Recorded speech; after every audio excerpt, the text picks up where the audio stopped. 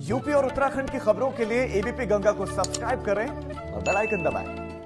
मुख्यमंत्री योगी आदित्यनाथ, सियासत में नाम बहुत भारी भरकम हो चुका है। ये नाम आज जीत की गारंटी बन गया है और आज हैदराबाद में भी यही देखने को मिला। यहां ग्रेटर हैदराबाद नगर निगम का चुनाव होने वाला है और उसी के प्रचार के सिलसिले में योगी यहां पहुंचे थे।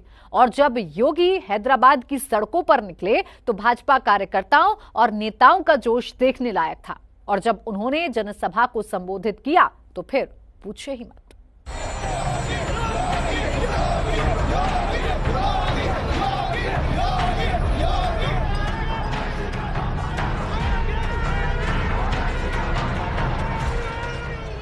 उत्तर से लेकर अब दक्षिण तक योगी की ये वो सियासी मुद्रा है जिसे देश ने एक नया नाम दिया है, जितेंद्र आसन।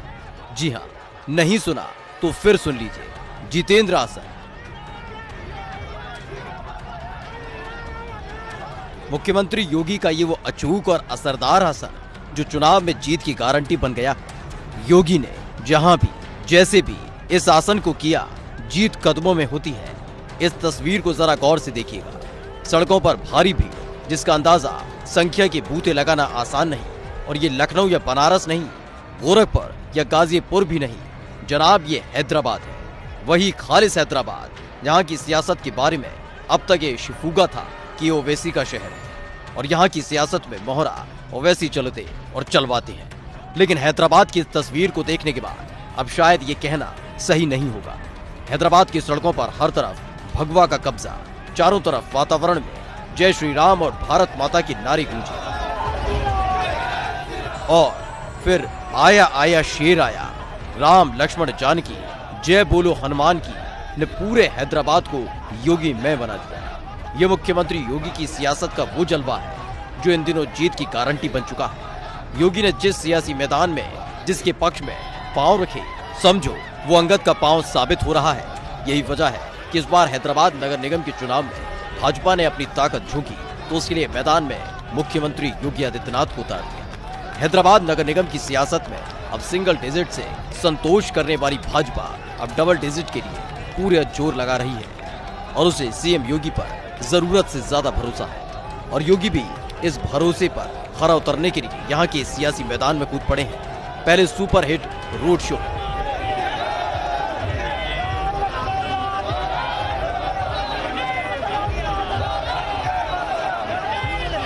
रोड शो के बाद जब योगी ने हैदराबाद के अलका थिएटर ग्राउंड में भाषण देना शुरू किया तो फिर वहां मौजूद लोगों के जोश जज्बे की कहानी हम नहीं, ये तस्वीरें बयां कर रही हैं। उन्होंने विरोधियों को चुनौती देते हुए ललकारा।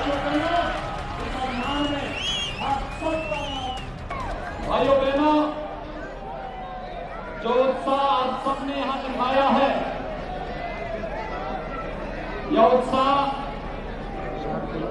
हैदराबाद में आपके पूर्वजों ने 1946 से 1948 में निजाम शाही के खिलाफ जो अभियान चलाया था, उस अभियान को देश के एकता और अखंडता के प्रतीक सरदार वल्लभ भाई पटेल जी के नेतृत्व में आपके पूर्वजों को जो सफलता प्राप्त हुई थी, उसी का परिणाम है। हैदराबाद में जब योगी ने गर्जना शुरू किया तो फिर टीआरएस से लेकर ओवैसी तक जो भी सामने आता गया उस पर बयानों की मूसलाधार बारिश करते चले गए। ओवैसी और उनकी पार्टी के बारे में उन्हीं के हैदराबाद शहर में सीएम योगी ने जो कहा, खुद सुन लीजिए।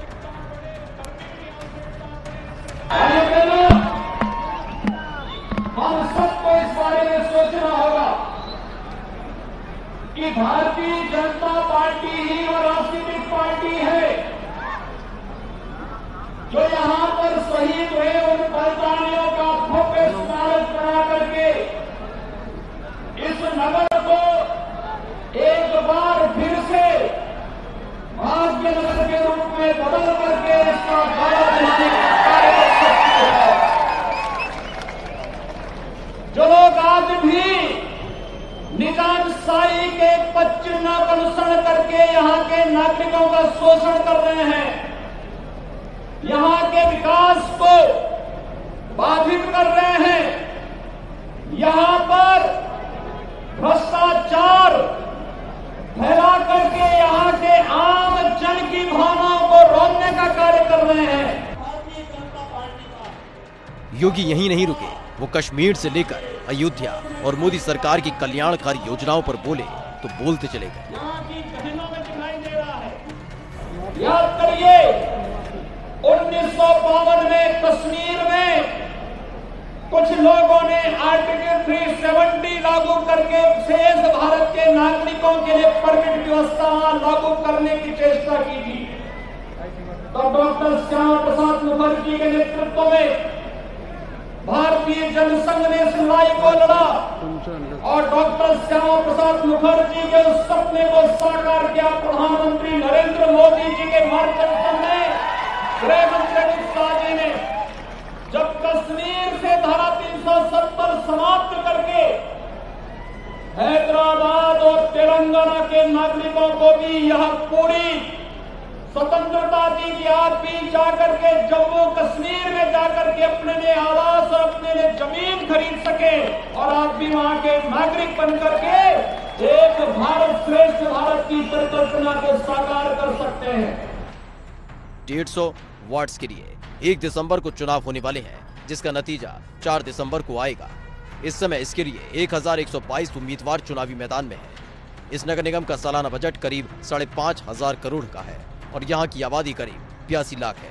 ग्रेटर हैदराबाद नगर निगम करीब 24 विधानसभा सीटों में फैला है। ये नगर निगम इमारत और सड़क निर्माण, कूड़े का निपटारा, सरकारी स्कूल, स्ट्रीट लाइट, सड़कों का रखरखाव, शहर योजना, साफ सफाई और स्वास्थ्य जैसे मसलों को संभालता है। जहां तक बात पिछले चुनाव की है तो 99 सीटें तेलंगाना राष्ट्रीय समिति यानी TRS ने जीती थी। वहीं 44 सीटें ओवैसी की पार्टी AIMIM और बीजेपी को सिर्फ 4 सीटों से संतोष करना पड़ा था और इसका सालाना बजट करीब 5,500 करोड़ है। तेलंगाना की GDP का बड़ा हिस्सा यहीं से आता है। जैसा कि आंकड़ों को देखकर और सुनकर अंदाजा लगाया जा सकता है कि इसकी कितनी अहमियत है और मुख्यमंत्री योगी आदित्यनाथ को हैदराबाद नगर निगम के चुनाव में उतारने के पीछे भाजपा की क्या रणनीति हो सकती है। दरअसल इससे पहले मुख्यमंत्री योगी आदित्यनाथ तमाम राज्यों में भाजपा प्रत्याशियों के पक्ष में प्रचार कर चुके हैं और हाल ही में बिहार विधानसभा चुनाव में भाजपा की शानदार जीत के पीछे योगी का अहम योगदान रहा है। बिहार में सीएम योगी आदित्यनाथ की जीत का स्ट्राइक रेट 70% से ज्यादा है। बिहार में जिन 18 विधानसभा सीटों पर योगी ने रैलियां की, उनमें से 13 पर भाजपा को जीत मिली, यानी सीएम के स्ट्राइक रेट ही उनकी सफलता की कहानी कहता है। इसलिए तो कहा जा रहा है कि जहां योगी होंगे वहां जीत की योग मुद्रा तो लगेगी ही। Bureau report ABP Ganga.